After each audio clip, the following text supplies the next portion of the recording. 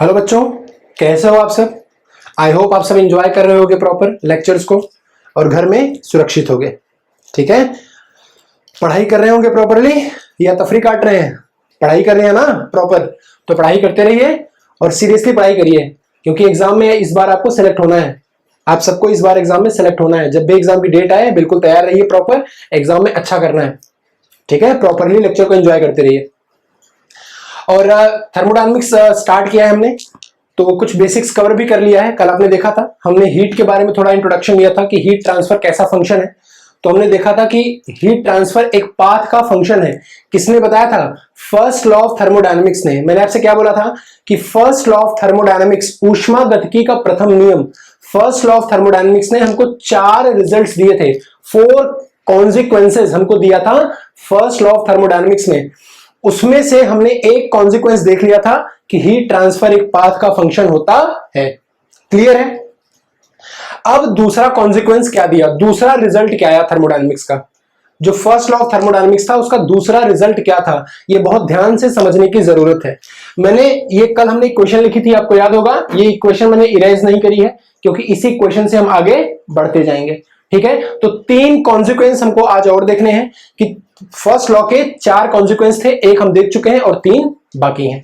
तो आइए यहीं से शुरू करते हैं। जो कल की हमारी क्वेश्चन थी, अगर आपको याद होगा, मैं बार डायग्राम ड्रॉ कर देता हूं। 2 पाथ हमने देखे थे, पाथ बी और सी, आपको याद होगा। ये पॉइंट 1 2 हमने दिखाया था, 1 से 2 के बीच में एक पाथ ये था बी। कल का डायग्राम देखिएगा, सेम डायग्राम है वही। और एक पाथ ये था सी, ये पाथ है बी और ये पाथ है सी। कल वाला डायग्राम है एग्जैक्ट। तो क्या करना है, यहीं से शुरू करते हैं। जो हमारी कल की क्वेश्चन थी, इक्वेशन नंबर 3, वहीं से शुरू करना है। ठीक है, हमने क्या देखा था कि हमने जब ये देखा कि dq2b1 is not equal to dq2c1, हमने कल देखा था ना कि dq2b1 is not equal to dq2c1। एक बार क्विक रिवीजन कराता हूं मैं आपको। मैंने ये देखा था कि हीट ट्रांसफर पाथ बी और पाथ सी के लिए सेम नहीं है, तो पाथ पे डिपेंड करता है, इसलिए पाथ का फंक्शन है। जबकि यहां पे एंड पॉइंट सेम है, इसका मतलब dq एंड पॉइंट पे डिपेंड नहीं करता, हीट ट्रांसफर एंड पॉइंट पे डिपेंड नहीं करता, इसका मतलब एक प्रॉपर्टी नहीं है। तो फिर क्या है, b का अलग है, c का अलग है, दोनों बराबर नहीं है। तो पाथ b के लिए हीट ट्रांसफर अलग है, पाथ c के लिए हीट ट्रांसफर अलग है। इसका मतलब ये पक्का है कि भैया हीट ट्रांसफर एक पाथ का फंक्शन है। इतना हमने कल देखा था। ये था फर्स्ट कॉन्सिक्वेंस, पहला result of first law of thermodynamics. अब दूसरा देखिए ध्यान से। लोगों ने कहा जूल से कि जूल एक बात बताओ, तुमने ये बोला ना कि dq2b1, अब इसको मैं ऐसे लिख सकता हूं क्योंकि मुझे पता चल गया ये पाथ का फंक्शन है। तो लोगों ने जूल से कहा, जूल एक बात बताओ, तुमने कहा dq2b1 is not equal to dq2c1। ठीक है, तो मैं क्या करता हूं, इस इक्वेशन में ध्यान से देखिए क्या लिखा है, dq2b1 minus dq2c1 is equal to dw2b1 minus dw2c1। तो मैं क्या करता हूं, b वाले को एक साथ ले लेता हूं और C वाले को एक साथ ले लेता हूं। 2b1 एक साथ और 2c1 एक साथ। अब ध्यान से देखिए कैसे होगा। देखिए dq2b1 यहां एज इट इज रहेगा, dq2b1 यहां पे क्या है, dw2b1, b वाले को एक साथ करूंगा, C वाले को एक साथ करूंगा, तो b को इधर ले आया मैं क्या हो गया, dw2b1। ठीक है, अब मैं इसको इधर लेके जा रहा हूं, dq2c1 को इस तरफ लेके जा रहा हूं इक्वालिटी के। क्या हो जाएगा, dq2c1 माइनस ये वाला एज इट इज dw2c1। इतना क्लियर है? या मैं इसको ऐसे लिख सकता हूं, ये भी 2b1 है, ये भी 2b1 है, तो दोनों को एक साथ लिखता हूं। कैसे लिखूंगा, dq minus dw, dq minus dw किसके लिए, 2b1 यहां भी है, 2b1 यहां भी है, 2b1। ठीक है, और यहां ऐसे लिखूंगा dq माइनस dw किसके लिए, 2c1, dq माइनस dw किसके लिए, 2c1 के लिए।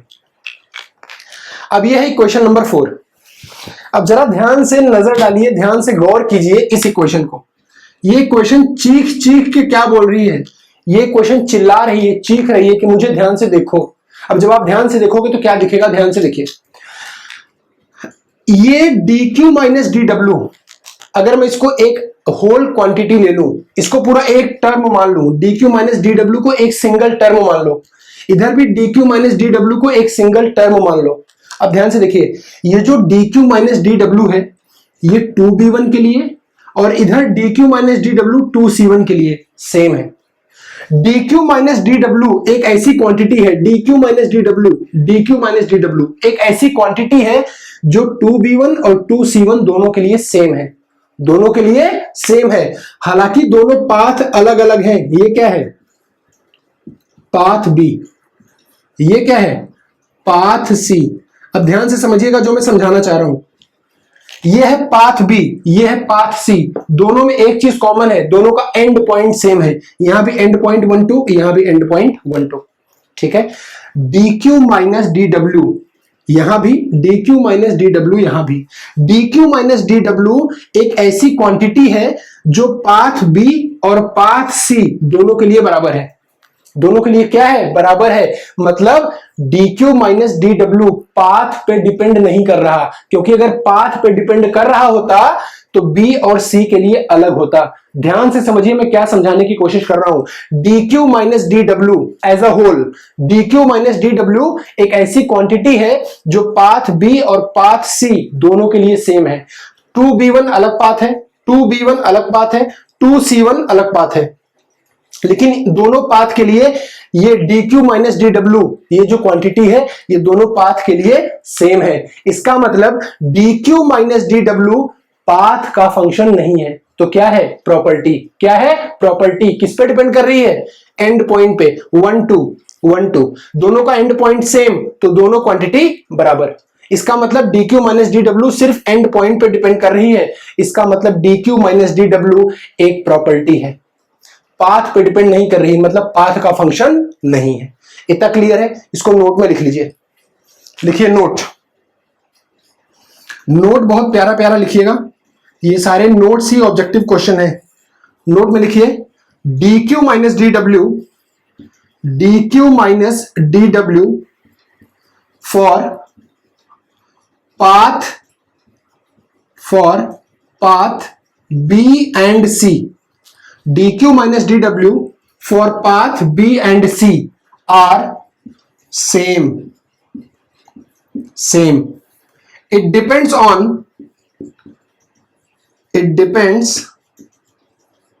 only on end points.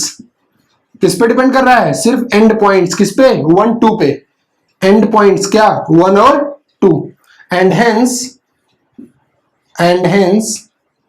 dq minus dw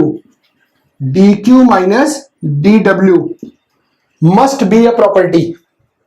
dq minus dw must be a property, and this property, और इस प्रॉपर्टी को क्या बोलते हैं? बताइए, आंसर करिए। And this property is known as, बहुत इंपॉर्टेंट टर्म इंट्रोड्यूस होने वाला है, ध्यान रखिएगा। इज नोन एज क्या? This property is known as energy. This property is known as energy. कौन सी प्रॉपर्टी? dq माइनस dw को हम क्या लिखते हैं? एनर्जी। क्योंकि dq माइनस dw एक ऐसी क्वांटिटी है भैया जो पाथ पे डिपेंड नहीं कर रही है। b और c अलग अलग पाथ हैं, लेकिन दोनों के लिए dq माइनस dw की वैल्यू क्या है? सेम। इसीलिए जो dq माइनस dw है वो क्या है? एक प्रॉपर्टी जो कि सिर्फ एंड पॉइंट पे डिपेंड कर रही है। Clear? And this property is known as energy. Clear है? चलिए तो हम दिखाते हैं कि इसको नोट कर लीजिए प्रॉपर, और फिर मैं आपको दिखाता हूं dq माइनस dw को एनर्जी कैसे बोलते हैं। देखिए थोड़ा मैं आगे लिख देता हूं यहां पे। dq माइनस dw को हम जान गए क्या बोलते हैं? एनर्जी। dq माइनस dw का डिफरेंस क्या है? This is a property and this is known as energy. तो हमने लिख दिया dq माइनस dw, यहां पे dq माइनस dw दोनों पाथ पे डिपेंड नहीं कर रही है, हमने इसको लिख दिया this is energy. dq minus dw is what? Energy. And this energy is what?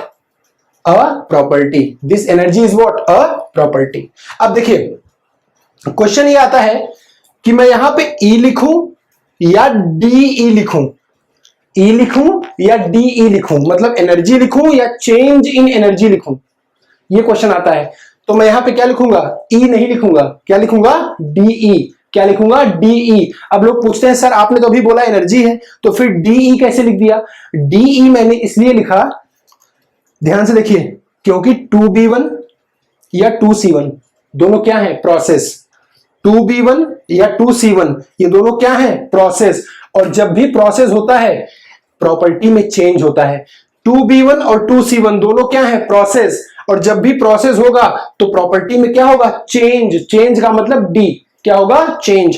2b1 and 2c1 दोनों प्रोसेस हैं, and during a process there is always change in property, there is always change in property, so it's better to write DE instead of writing E।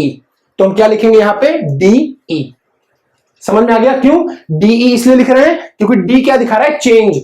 जब ये 2C1 या 2B1 दोनों process हैं, और जब भी प्रोसेस होगा प्रॉपर्टी का चेंज होगा, इसलिए हमने लिखा change in property, change in energy. इतना क्लियर, इसको भी नोट कर लीजिए, पहले इसको प्रॉपर नोट करिए, इसके बाद इस वाले टर्म को नोट कर लीजिए जो मैंने अभी लिखाया, डीई क्यों लिख रहे हैं ई की जगह, इसको भी नोट कर लीजिए। पहले इसको आप प्रॉपरली नोट करिए, मैं इसको इरेज कर रहा हूं, वीडियो को पॉज करिए और इसको नोट कर लीजिए। यहां पे क्या लिखेंगे, लिखेंगे यहां पे इस इक्वेशन के लिए, यहां पे लिखेंगे हियर, नोट लिखेंगे here DE, here DE is coming into the picture, here DE is coming into the picture because क्या ये लिख लो, DE is coming into the picture instead of E। E की जगह क्या आ रहा है, DE, E की जगह क्या आ रहा है, DE। तो क्या लिखोगे, here DE is coming into the picture instead of, instead का मतलब के बजाय, instead of E, मतलब E के बजाय हम क्या लिख रहे हैं, DE। क्यों लिख रहे हैं, because 2B1 and 2C1, 2B1 and 2C1 are processes, and during a process there is always change in property, there is always change in property। ठीक है, इसलिए हमने क्या लिखा, DE लिखा E की जगह। अब हमारी इक्वेशन क्या बन गई, चाहे ये कंसीडर कर लो चाहे ये कंसीडर कर लो, दोनों बराबर ही है। हमारी इक्वेशन क्या बन गई, DQ minus DW is equal to DE। क्या बन गई, DQ minus DW is equal to DE। अब दिस इज, ये किसके लिए है, 2B1 या 2C1 मतलब प्रोसेस के लिए, चाहे इसको कंसीडर करो प्रोसेस के लिए, चाहे इसको कंसीडर करो प्रोसेस के लिए। तो ये इक्वेशन किसके लिए आ गई, DQ minus DW is equal to DE for a process. First law जब पहली बार आया तो उसकी इक्वेशन जो आई थी वो किसके लिए आई थी, साइकिल के लिए। हमने देखा था ना, for a cycle net heat transfer is equal to net work transfer. तो पहली इक्वेशन किसके लिए आई थी, साइकिल के लिए। अब ये इक्वेशन किसके लिए आई, प्रोसेस के लिए। किसके लिए आई, प्रोसेस के लिए। तो पहले इसको नोट करिए, फिर मैं आपको आगे दिखाता हूं। प्रॉपर्ली नोट बनाइए और इसको ढंग से नोट करिए। तो ये पहली ऐसी इक्वेशन आई, फर्स्ट लॉ ने दिया, जो किसी प्रोसेस के लिए वैलिड थी। इससे पहले जो इक्वेशन आई थी, जो शुरुआत में जूल ने दिया था, वो किसके लिए वैलिड थी, साइकिल के लिए।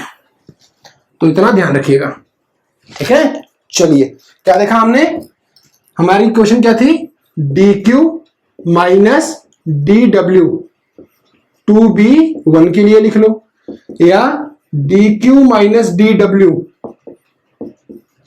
2C1 के लिए लिख लो। ये दोनों क्या आया था, DE के बराबर। तो मैं इसको लिखता हूं, ऑन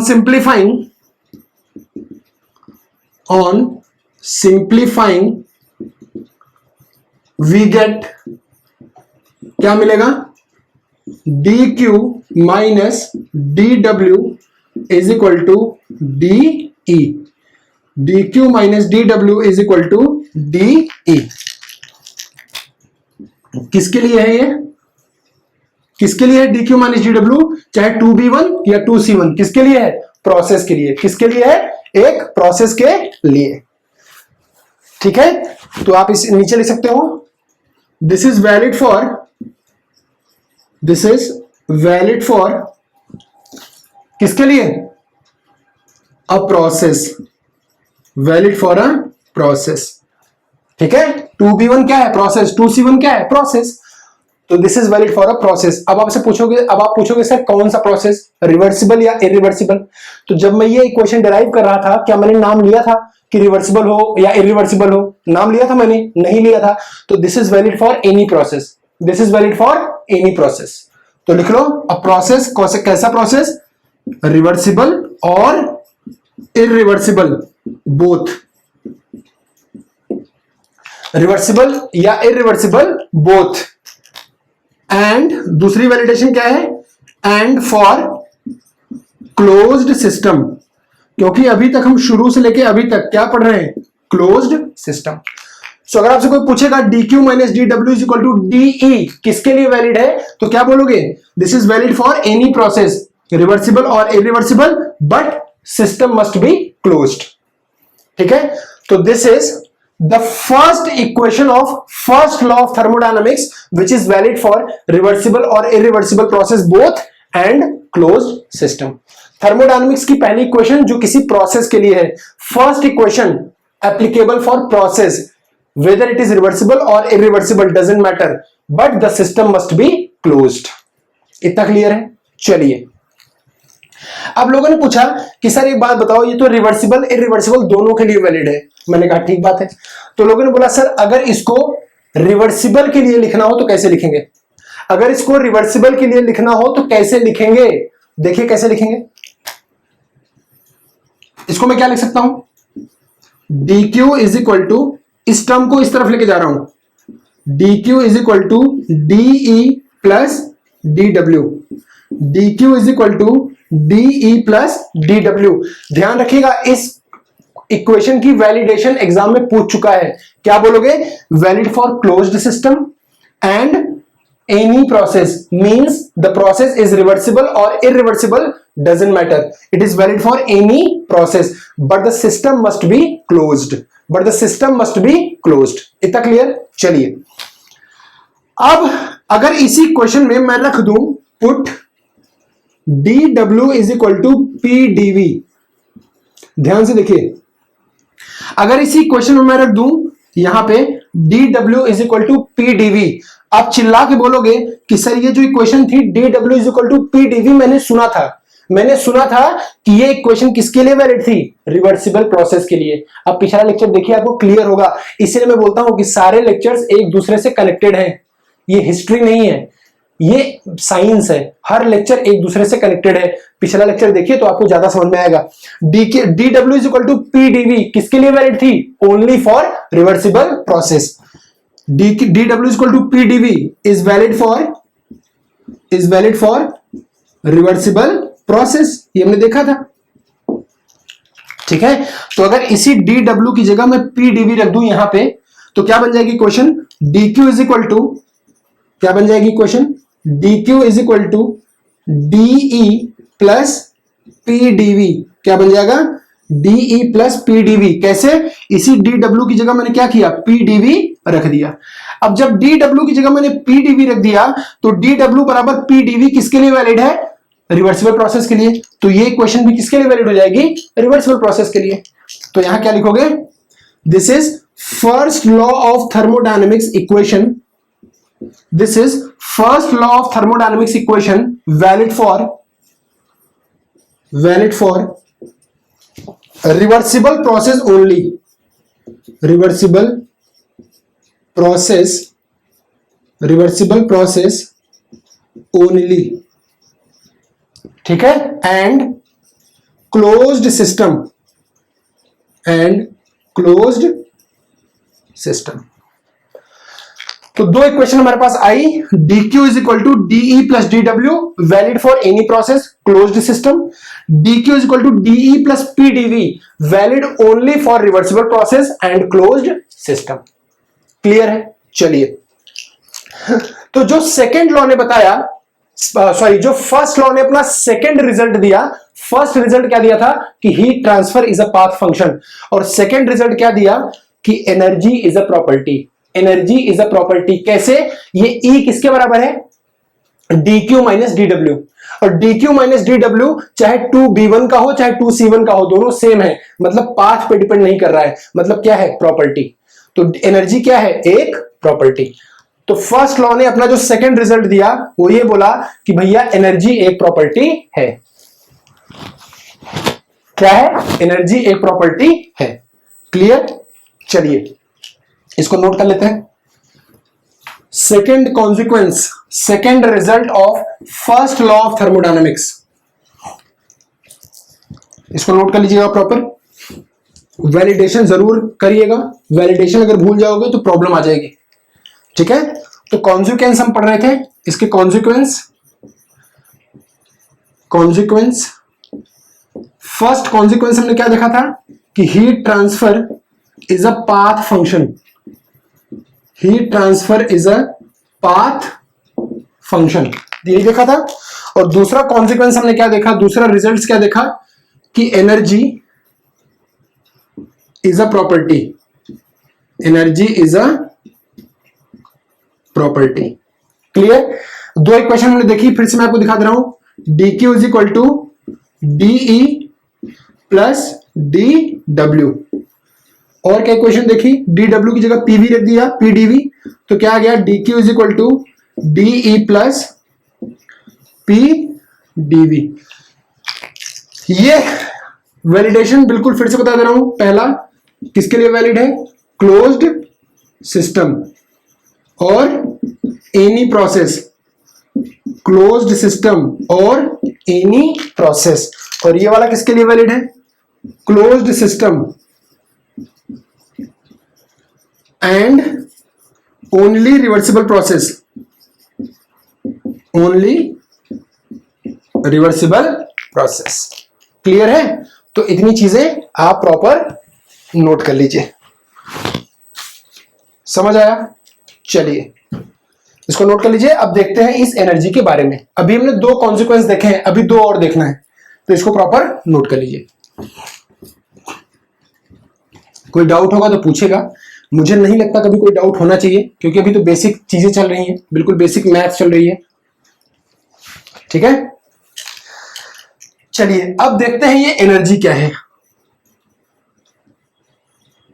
एनर्जी, ये जो हम एनर्जी की बात कर रहे हैं, फर्स्ट लॉ ने बताया ना कि एनर्जी एक प्रॉपर्टी है, तो हम देखते हैं ये एनर्जी कौन सी एनर्जी है।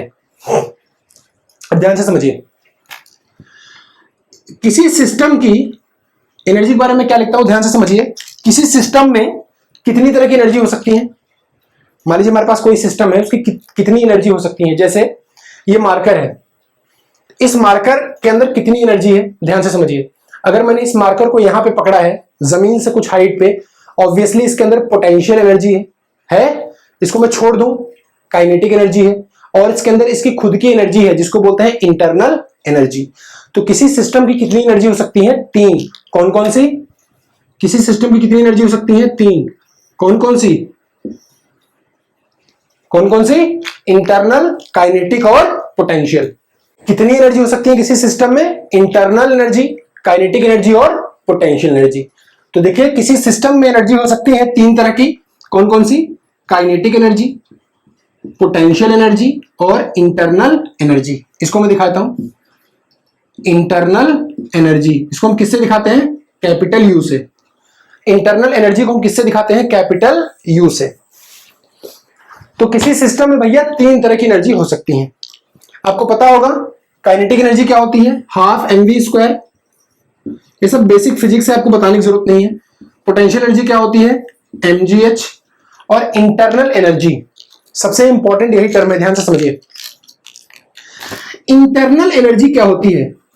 इंटरनल एनर्जी की पहले डेफिनेशन देख लो। It is energy it is energy associated, it is energy associated with the molecules, it is energy associated with the molecules। मतलब मान लो ये मार्कर है, ये मार्कर के अंदर छोटे छोटे मॉलिक्यूल्स होंगे, इनफाइनाइट मॉलिक्यूल होंगे जिससे ये मार्कर मिलकर बना होगा।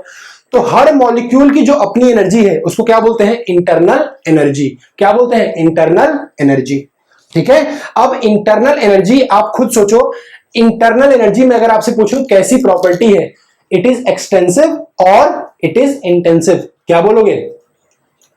इंटरनल एनर्जी बोलोगे सर इंटरनल एनर्जी एक एक्सटेंसिव प्रॉपर्टी है जो सिस्टम की मास और साइज पे डिपेंड करती है। मैं पूछूंगा कैसे, आप बोलोगे सर सिंपल सी बात है, अगर एक चूहा होगा, रैट, छोटा चूहा, उसके अंदर एनर्जी कम होगी, अगर एक हाथी होगा उसके अंदर एनर्जी ज्यादा होगी। जो छोटा मास उसमें एनर्जी कम, जो मास बड़ा है उसके अंदर एनर्जी ज्यादा है।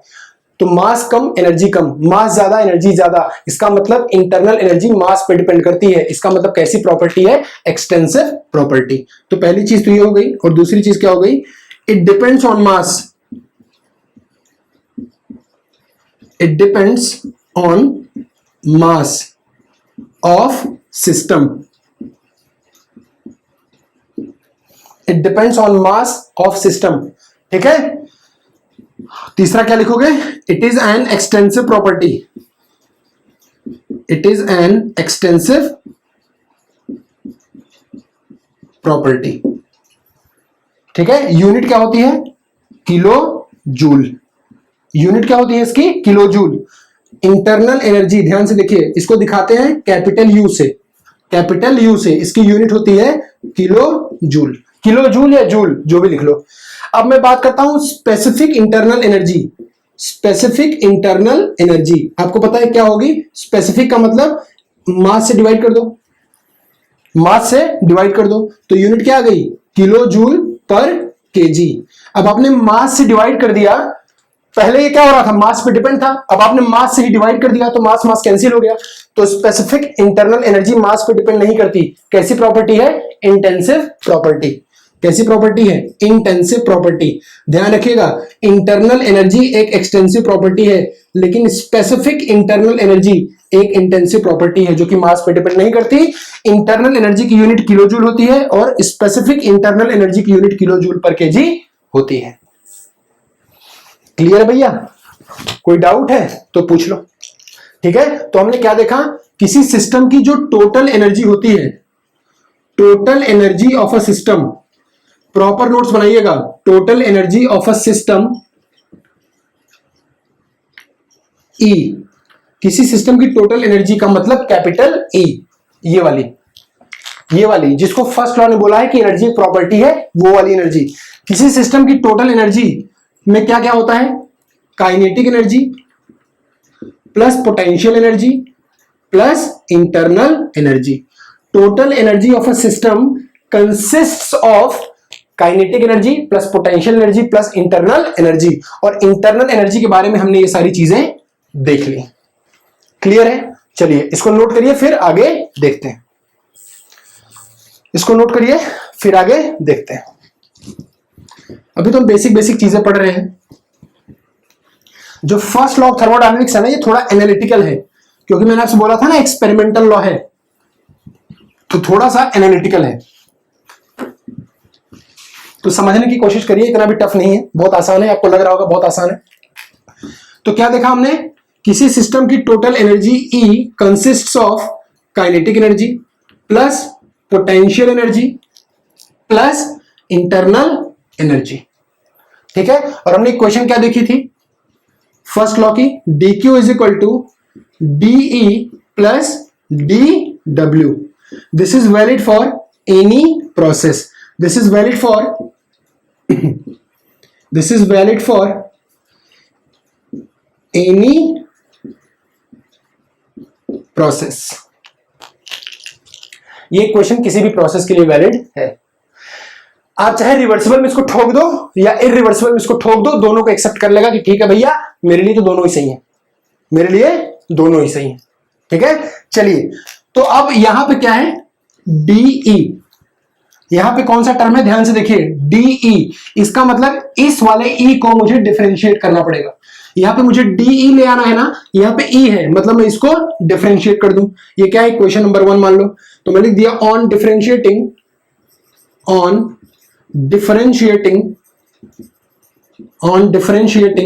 इक्वेशन 1।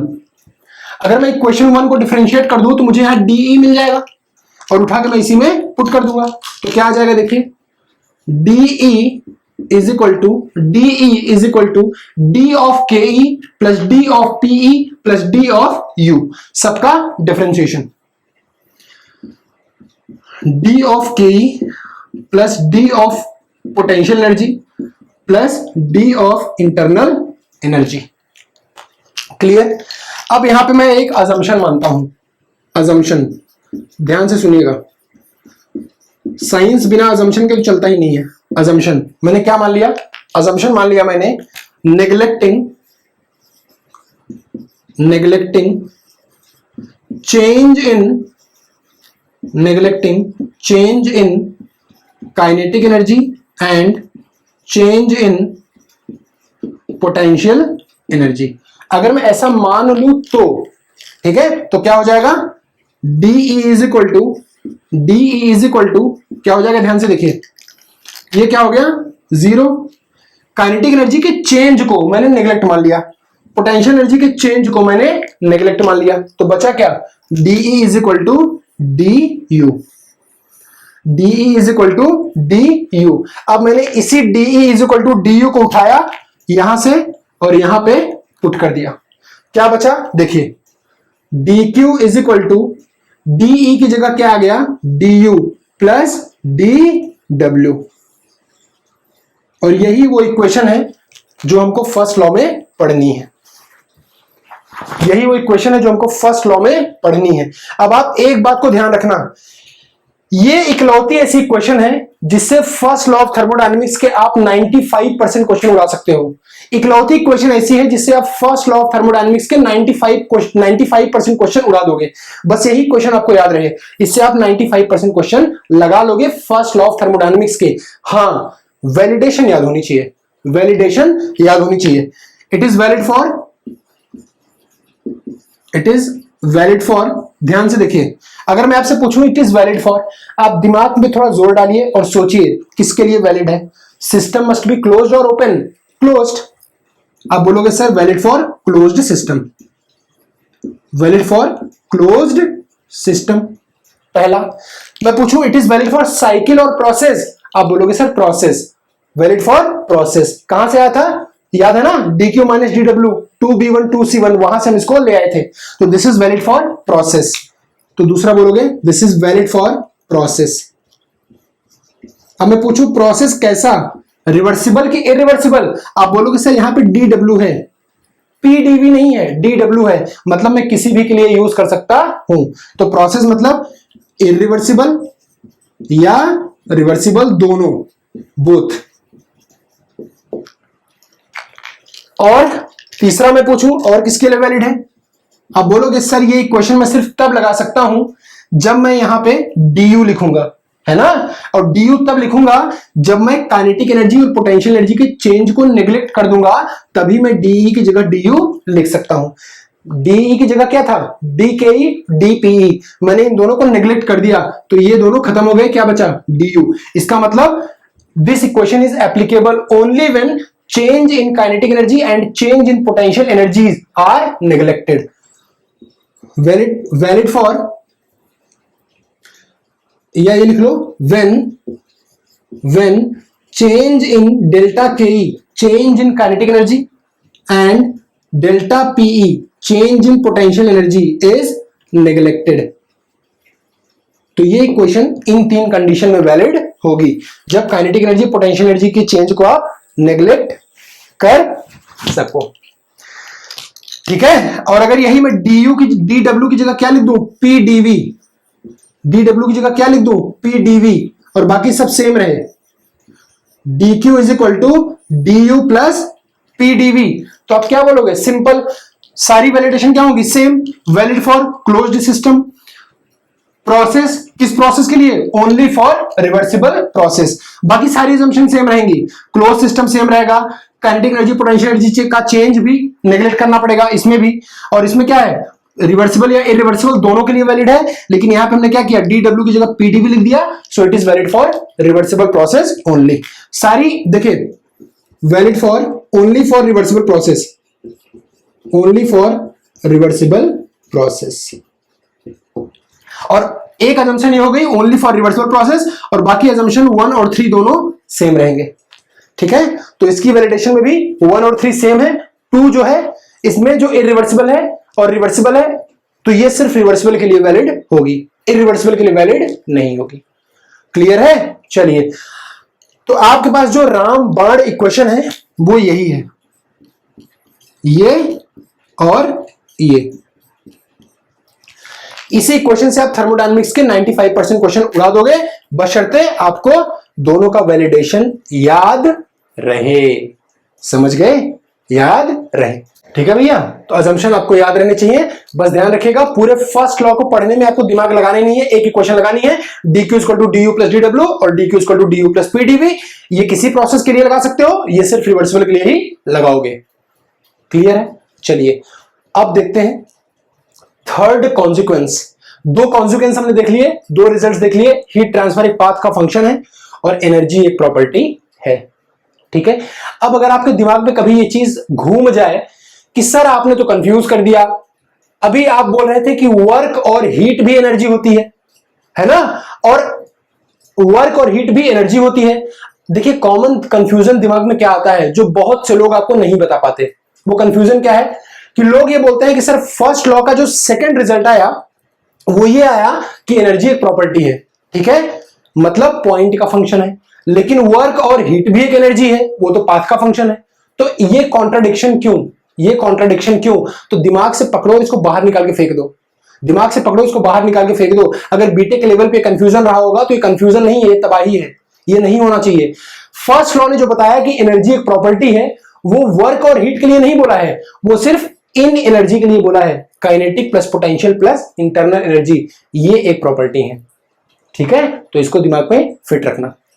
चलिए अब आते हैं अपने थर्ड कॉन्सिक्वेंस पे, और इसके बाद एक कॉन्सिक्वेंस और बचेगा। उसके बाद फर्स्ट लॉ का कॉन्सिक्वेंस खत्म हो जाएगा, फिर हम देखेंगे कुछ डेरिवेशंस हैं फर्स्ट लॉ में जो आपके काम के हैं, वो हम देख लेंगे। थर्ड कॉन्सिक्वेंस क्या है समझो। थर्ड कॉन्सिक्वेंस, पहला क्या है, हीट ट्रांसफर एक पाथ का फंक्शन, एग्जाम में ऑब्जेक्टिव क्वेश्चन आता है, ध्यान रखिएगा। दूसरा कॉन्सिक्वेंस क्या है, एनर्जी एक प्रॉपर्टी है। कौन सी एनर्जी? इंटरनल, काइनेटिक और पोटेंशियल, ये वाली एनर्जी। और तीसरा है, इसने बोला बहुत ब्यूटीफुल और बहुत इंपॉर्टेंट, थर्ड कॉन्सिक्वेंस है energy of an isolated system, energy of an isolated system, energy of an isolated system is always constant, is always constant. किसी आइसोलेटेड सिस्टम की एनर्जी क्या होती है? हमेशा कांस्टेंट होती है। बता देता हूं क्यों, ध्यान से देखो। कोई सिस्टम है जो आइसोलेटेड है, कोई सिस्टम है जो आइसोलेटेड है, ठीक है, कोई सिस्टम है जो आइसोलेटेड है। पहले मैं आपको प्रैक्टिकल एग्जांपल बताता हूं। आइसोलेट का मतलब, आइसोलेटेड सिस्टम का मतलब जिससे ना तो एनर्जी का ट्रांसफर हो, जिससे ना तो मास का ट्रांसफर हो। क्लियर है? अब अगर एनर्जी का ट्रांसफर हो ही नहीं रहा है, मास का ट्रांसफर हो ही नहीं रहा है, मतलब आप घर के अंदर बैठे हो और आपके पास 100 रुपए हैं, ना आप किसी से ले रहे हो ना आप किसी को दे रहे हो, आप आइसोलेट हो, क्वारंटाइन हो, आइसोलेट हो। तो जब आपके पास 100 रुपए जेब में बचे हैं, ना किसी से दे रहे हो ना किसी से ले रहे हो, तो आपके 100 रुपए कहां खर्चे होंगे? कांस्टेंट ही तो रहेंगे, है ना। जो 100 रुपए आपकी जेब में है तो बचे ही रहेंगे, कहां जाएंगे जब किसी से लेन देन नहीं तो आइसोलेटेड सिस्टम का मतलब ना तो इसमें एनर्जी का ट्रांसफर होगा, ध्यान से देखिए, ना तो इसमें एनर्जी का ट्रांसफर होगा और ना ही मास का ट्रांसफर होगा, ना ही मास का ट्रांसफर होगा। अगर एनर्जी का ट्रांसफर नहीं होगा तो ना तो इसमें वर्क ट्रांसफर होगा, ये आपने पढ़ा है, और ना ही इसमें हीट ट्रांसफर होगा, ना तो इसमें वर्क ट्रांसफर होगा ना ही इसमें हीट ट्रांसफर होगा। मतलब मैं बोलूंगा कि वर्क ट्रांसफर 0 है और हीट ट्रांसफर भी 0 है और मास का ट्रांसफर भी जीरो है। आपने शुरू में देखा था आइसोलेटेड सिस्टम्स क्या होते हैं, जिनमें ना तो एनर्जी का ट्रांसफर हो ना तो मास का ट्रांसफर हो, सिस्टम से बाहर भी और सिस्टम के अंदर भी। ठीक है, इसे बोलते हैं आइसोलेटेड सिस्टम, जिसने अपने आप को पूरी तरह से आइसोलेट कर लिया है, किसी से कोई मतलब नहीं, दुनिया से बोला तुम भाड़ में जाओ, मुझे तुमसे कोई लेना देना है ही नहीं। ठीक है, हमारा तुम्हारा रिश्ता खत्म है, हमसे तुमसे कोई लेना देना नहीं है। अब देखिए ध्यान से समझिए, ऐसे आइसोलेटेड सिस्टम के लिए मैं क्या करता हूं, अप्लाइंग, ध्यान से समझिए, applying first law of thermodynamics for an isolated system, for an isolated system, applying first law of thermodynamics for an isolated system. क्या है first law of thermodynamics, dq is equal to dE plus dW। किसी भी process के लिए valid है ना, किसी भी प्रोसेस के लिए वैलिड है, dq is equal to dE plus dW। Clear है, तो यहां से मैं क्या लिख सकता हूं, अब देखिए सिस्टम आइसोलेटेड है, इसका मतलब हीट ट्रांसफर भी जीरो है, वर्क ट्रांसफर भी जीरो है, हीट ट्रांसफर भी जीरो है और वर्क ट्रांसफर भी जीरो है। तो यहां क्या बचा, dE is equal to zero, dE is equal to zero, इसका मतलब dE का मतलब final energy minus initial energy is equal to zero. dE का मतलब final energy minus initial energy is equal to zero, इसका मतलब final energy is equal to initial energy is equal to constant, final energy is equal to initial energy is equal to constant. EF minus EI is equal to zero, इसको इस तरफ ले जाओ, EF is equal to EI is equal to constant. इसका मतलब क्या है, energy of an isolated system is always constant, energy of an isolated system is always constant. अब देखिए आप बोलोगे सर यहाँ पे DE क्यों लिया, DU भी ले सकते थे, तो वो भी ले लो, वो भी ले लो, दूसरा भी दिखा देता हूं, DQ is equal to DU plus DW, है ना। तो यहां भी क्या हो जाएगा, आइसोलेटेड सिस्टम है तो सिंपल सी बात है, यहां भी ये जीरो हो जाएगा, तो क्या बचेगा, DU is equal to zero या U2 is equal to U1 is equal to constant. लेकिन इसके लिए क्या एजम्पशन मानना पड़ेगा कि चेंज इन काइनेटिक और change in potential energy neglected है। तो अगर किसी सिस्टम में, आइसोलेटेड सिस्टम में काइनेटिक एनर्जी और पोटेंशियल एनर्जी के चेंज को नेग्लेक्ट कर दोगे तो उसकी इंटरनल एनर्जी भी कांस्टेंट हो जाएगी। क्या हो जाएगी, कांस्टेंट हो जाएगी। अब आपसे कोई पूछेगा इंटरनल एनर्जी नामक शब्द सबसे पहली बार किसने इंट्रोड्यूस किया, इंटरनल एनर्जी नामक वर्ड, ये इंटरनल एनर्जी नाम का शब्द सबसे पहले किसने इंट्रोड्यूस किया, आप बोलोगे फर्स्ट लॉ ऑफ थर्मोडायनेमिक्स ने। किसने, फर्स्ट लॉ ऑफ थर्मोडायनेमिक्स ने। यहां पे हमने क्या देखा, किसी आइसोलेटेड सिस्टम की एनर्जी कांस्टेंट होती है, अगर टोटल एनर्जी में से आप पोटेंशियल और काइनेटिक को नेग्लेक्ट कर दो तो इंटरनल एनर्जी भी क्या हो जाएगी, कांस्टेंट। ठीक है, तो समझिए बात को। यहां पे आप क्या लिख सकते हो, किसी आइसोलेटेड सिस्टम की एनर्जी क्या होती है, कांस्टेंट। यहां से हमने देख लिया। अब देखिए मैं आपको बता दूं, world internal energy, the world internal energy, the world internal energy, ये क्वेश्चन एग्जाम में पूछा है, ध्यान से समझिएगा, इज फर्स्ट इंट्रोड्यूस्ड बाय, सबसे पहले किसने इंट्रोड्यूस किया, is first introduced by first law of thermodynamics, first law of thermodynamics. First law of thermodynamics ने ही पहली बार इंटरनल एनर्जी नामक शब्द की उत्पत्ति करी, शब्द को इजाद किया।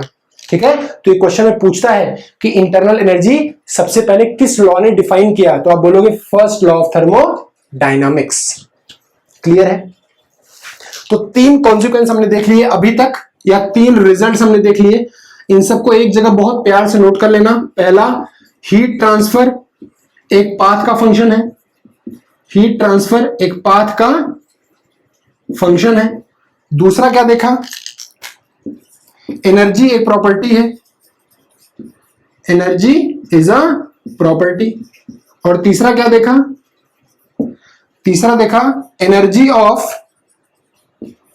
Of an isolated system is always constant, is always constant. तो ये 3 कॉन्सिक्वेंस हमने देख लिए फर्स्ट लॉ ऑफ थर्मोडायनेमिक्स के। क्लियर है?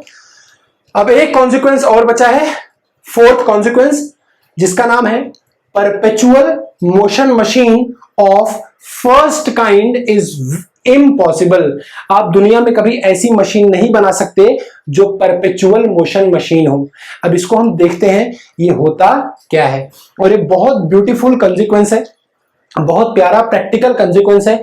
दुनिया में सारी चीजें जो प्रैक्टिकल चीजें हैं वो उसको रिलेट करके मैं आपको दिखाऊंगा कि पीएमएम फर्स्ट क्या होती है। What is PMM first? Perpetual motion machine of first kind क्या होती है, मैं आपको दिखाऊंगा। और यह भी दिखाऊंगा कि फर्स्ट लॉ ऑफ थर्मोडायनेमिक्स ने कैसे बोल दिया कि मैं पीएमएम कभी बना ही नहीं सकता, कि हम पीएमएम कभी बना ही नहीं सकते। तो 3 कॉन्सिक्वेंस आपने देख लिया, हीट ट्रांसफर पाथ का function, energy property, isolated system की एनर्जी कांस्टेंट होती है, और चौथा हम देखेंगे कि पीएमएम फर्स्ट इम्पॉसिबल है। ठीक है, तो हम लास्ट कॉन्सिक्वेंस देखने वाले हैं फर्स्ट लॉ का। क्या है? Perpetual motion machine of first kind is impossible. Clear? तो आइए लास्ट कॉन्सिक्वेंस देख लेते हैं। 3 हम देख चुके हैं, चौथा और देख लेते हैं। इसके बाद आएंगे हम अपने अगले टॉपिक पे प्रोसीड करेंगे, जिसमें कुछ डेरिवेशंस हमको करने हैं, बहुत इंपॉर्टेंट डेरिवेशन है।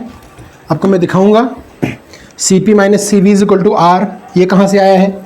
P to the power gamma is equal to constant, ये कहाँ से आया है? ये सब हम देखेंगे। तो पहले हम देख लेते हैं 4th क्या consequence, results. Perpetual motion machine,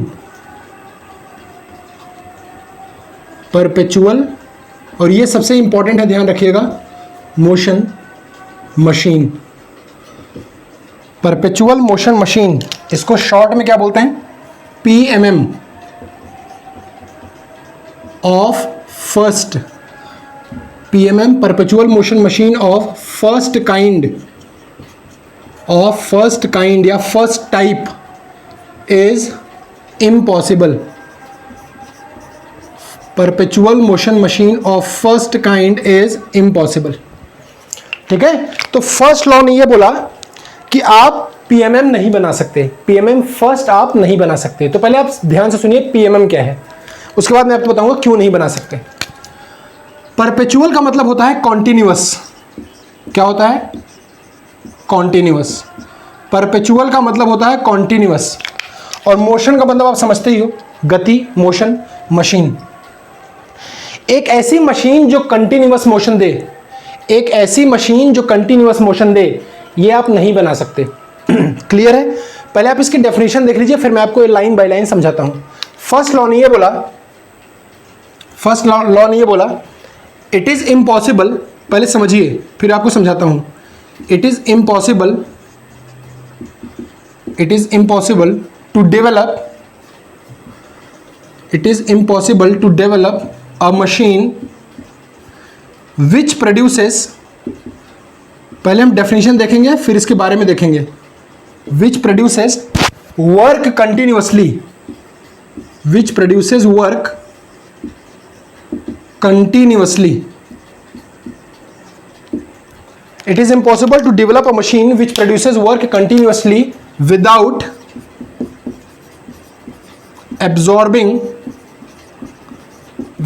absorbing some other form of energy, some other form of energy. First law ने ये बोला कि आप एक ऐसी मशीन नहीं बना सकते जो लगातार वर्क करे, कॉन्टिन्यूअस वर्क करे, बिना किसी और एनर्जी को एब्जॉर्ब किए। ठीक है, तो लोगों ने बोला कि अगर मैं बना लूं तो क्या होगा? तो बोला if such machine is developed, if such machine is developed, then it would violate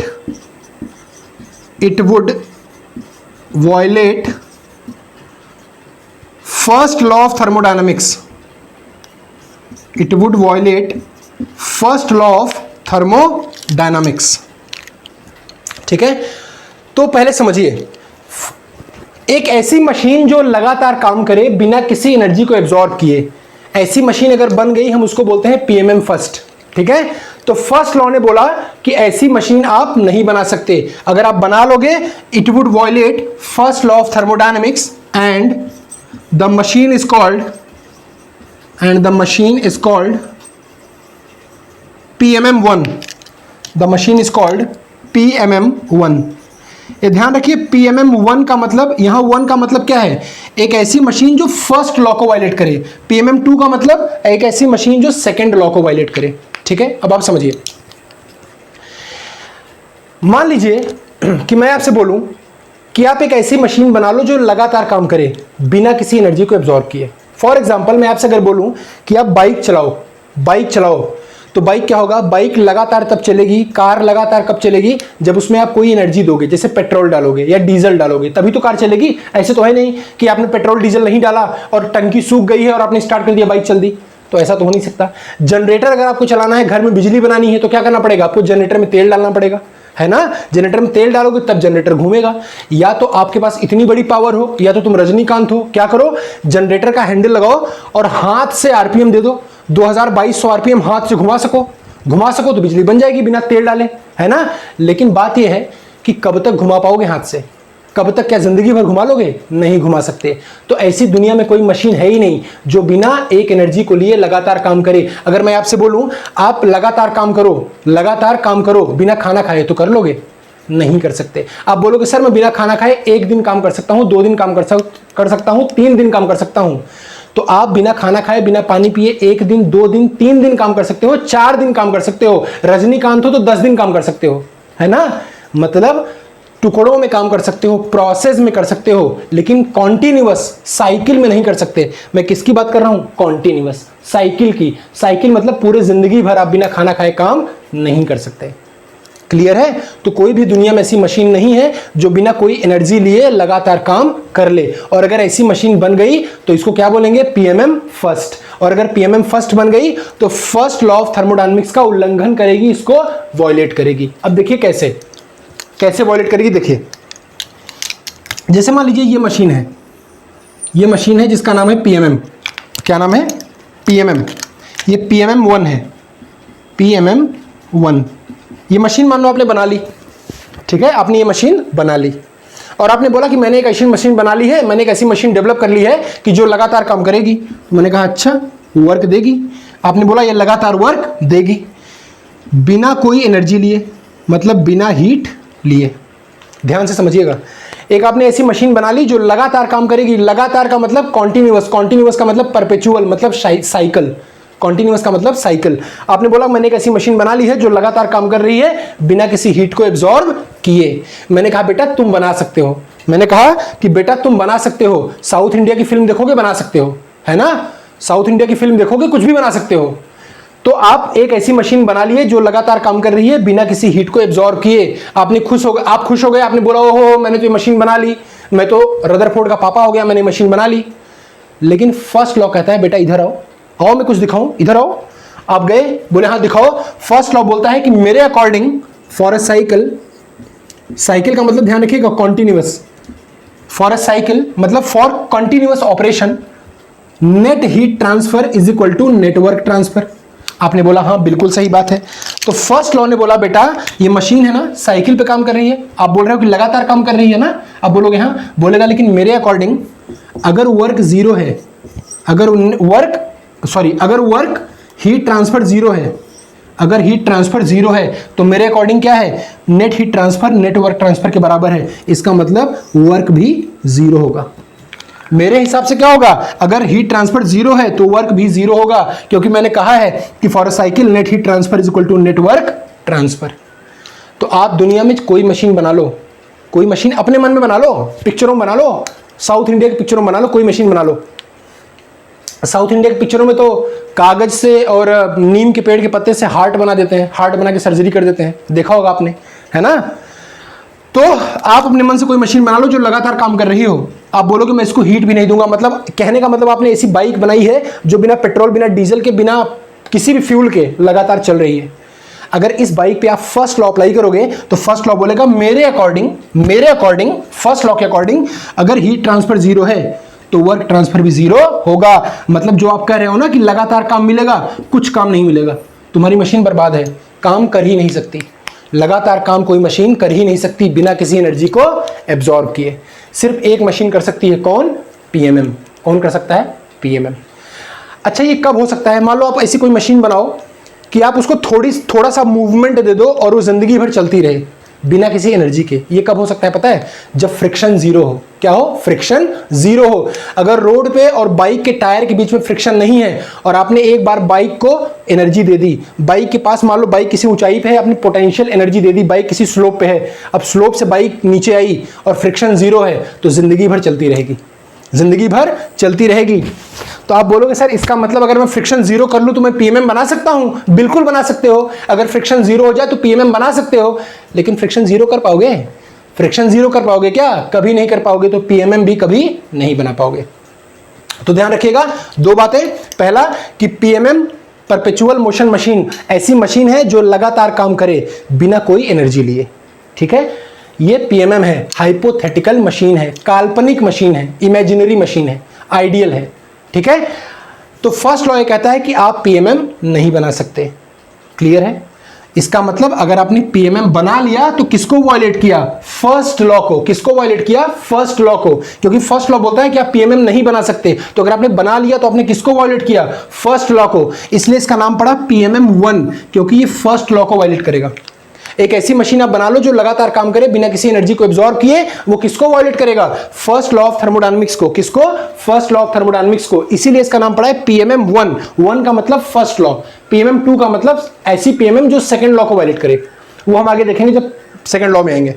ठीक है, तो बेसिक चीज यही है। आपने पीएमएम बना लिया, आप बोले कि कंटिन्यूअस वर्क मिल रहा है, हीट जीरो है, हीट ट्रांसफर जीरो है, मतलब कोई एनर्जी मैंने इसको नहीं दी है, तो फर्स्ट लॉ बोलता है कि तुम्हारे ख्वाबों में होगा, तुम्हारे ख्यालों में होगा, लेकिन मेरे हिसाब से अगर हीट ट्रांसफर जीरो है तो वर्क ट्रांसफर भी जीरो होगा। मतलब मेरे according PMM first kind is impossible. आप कभी भी पीएमएम फर्स्ट नहीं बना सकते।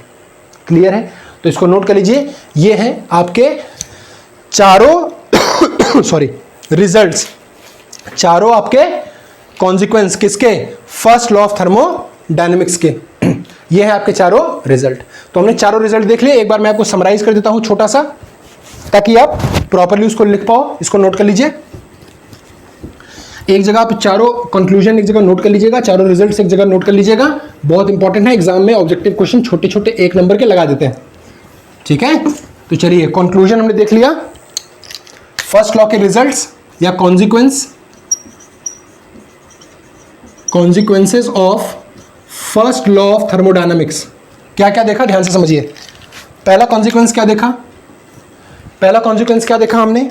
कि हीट ट्रांसफर एक पाथ का फंक्शन है। Heat transfer is a path function. Heat transfer is a path function. दूसरा कॉन्सिक्वेंस क्या देखा हमने? दूसरा क्या देखा था? Energy is a property. ध्यान रखिएगा, जब भी एनर्जी का नाम आएगा, कौन सी एनर्जी? इंटरनल काइनेटिक और पोटेंशियल एनर्जी। ये मत बोल देना हीट और वर्क।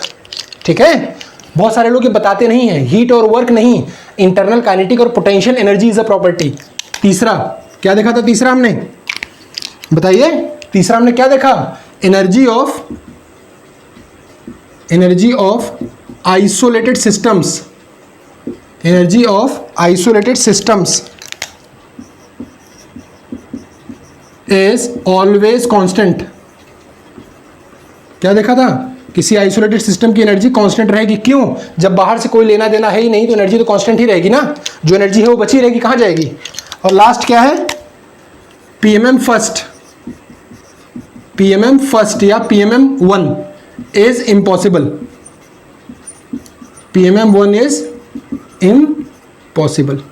तो ये 4 कंक्लूजन हमने देखे हैं, ये 4 रिजल्ट्स हमने फर्स्ट लॉ ऑफ थर्मोडायनामिक्स के देखे हैं। क्लियर है? तो आज के लेक्चर में बस इतना ही। प्रॉपरली नोट करिए, चारों कंक्लूजन बिल्कुल ध्यान से पढ़िएगा, समझ के पढ़िएगा, सोच के पढ़िएगा। जो ना आए वो कमेंट करिएगा।